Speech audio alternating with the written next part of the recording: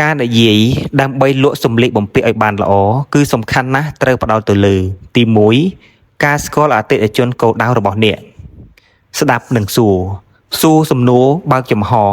មិនមែនសួរបានត្រឹមបាទឬចាស់នោះទេដើម្បីស្វែងយល់ពីអ្វីដែលពួកគេត្រូវការដូចជាទំហំពណ៌ឱកាសដែលត្រូវស្លៀកឬបញ្ហាដែលពួកគេចង់ដោះស្រាយឧទាហរណ៍ចង់បានសម្លៀកបំពាក់ដែលស្រួលបោកគក់ឬសមនឹងរូបរាងផ្ដល់អារម្មណ៍ពិសេសអ្វីឲ្យពួកគេមានអារម្មណ៍ថាជាមនុស្សសំខាន់និងយកចិត្តទុកដាក់នឹងចំណូលចិត្តរបស់ពួកគេទី2ការពន្យល់លម្អិតពីតម្លៃផលិតផលមិនមែនត្រឹមលក្ខណៈពិសេសនោះទេពន្យល់អំពីអារម្មណ៍និងប្រយោជន៍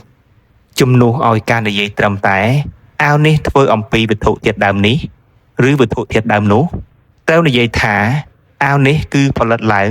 ដោយផលិតផលឬវត្ថុធាតុដើមដែលល្អបំផុតស្រូបញើសបានល្អនិងធ្វើឲ្យអ្នកមានអារម្មណ៍ត្រជាក់ស្រួលពេញមួយថ្ងៃបរិយាកាសពីបទពិសោធន៍ជួយឲ្យពួកគេស្រមៃឃើញពីរបៀបដែលពួកគេនឹងមានអារម្មណ៍ឬមើលទៅពេលស្លៀកឈុតនេះឧទាហរណ៍សំពត់នេះទន់ស្រាលហើយហើរតាមខ្យល់រាល់ពេលអ្នកដើរនិយាយអំពីគុណភាពនិងភាពប្រើប្រាស់យូរអង្វែងទី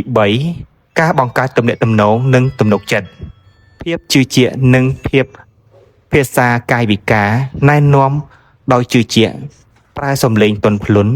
ពួកគេឲ្យមានការទុកចិត្តនិងប្រើភាសាកាយវិការសមរម្យភាពស្មោះត្រង់កុំព្យាយាមបង្ខំឬនិយាយបំភ្លើសផ្ដល់ឱកាសឲ្យអតិថិជនសម្រេចចិត្តដោយខ្លួនឯង